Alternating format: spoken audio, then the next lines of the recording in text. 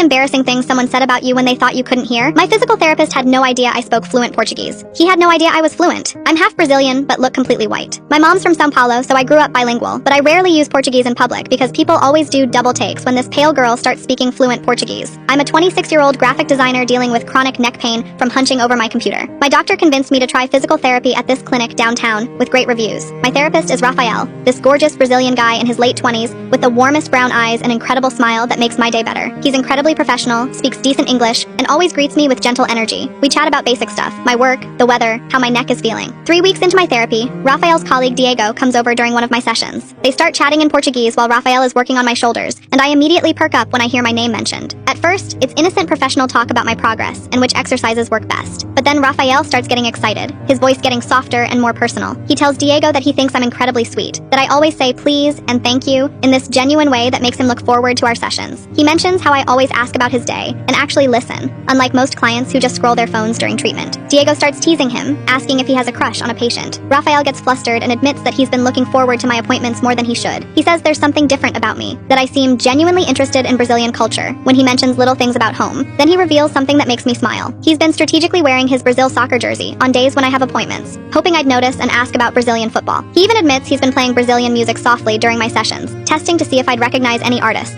Diego laughs and says, I probably don't even know where Brazil is on a map, but Rafael gets defensive. He says he can tell I'm different from other American girls, that when he mentions missing Brazilian food or festivals, I actually seem interested instead of just nodding politely. Then he says the thing that melts my heart completely. He tells Diego that he's been practicing English conversations about Brazilian culture, hoping to steer our chats toward topics like music, food, or travel. He's been hoping I'd show interest so he could share more about his homeland. He admits he's been taking extra time with my treatment sessions because he loves our conversations and doesn't want them to end. He even confesses that he's been researching American art and design online, trying to understand my job better. Diego asks if he's going to ask me out, and Rafael says he's too nervous, that patient-therapist relationships are complicated, and he doesn't want to make me uncomfortable. But then he admits he's been hoping I'd ask him about Brazilian culture, or maybe even ask him to grab coffee. Then he reveals his master plan. He tells Diego that he's been thinking about accidentally mentioning this Brazilian restaurant downtown that he misses, hoping I'd offer to check it out with him. When he finishes my session that day, I notice he's wearing a small Brazilian flag pin on his scrubs, and he's humming a song I recognize, Garota de Ipanema. He's watching my face carefully, probably hoping I'll recognize something. I look at his pin, then at his hopeful expression, and decide it's time to end this sweet charade. I say in perfect Portuguese, that's a beautiful song. I love bossa nova, especially when I'm missing São Paulo. He literally drops the towel he's holding and his jaw hits the floor. His eyes go wide and he starts laughing in disbelief. I continue in Portuguese. And I'd love to try that Brazilian restaurant you were thinking about mentioning. I've been craving some proper feijoada. He covers his face with his hands, embarrassed, but smiling huge. How long have you understood everything? Now we talk in Portuguese during every appointment, and we're planning a trip to São Paulo together next year. We've become genuine friends.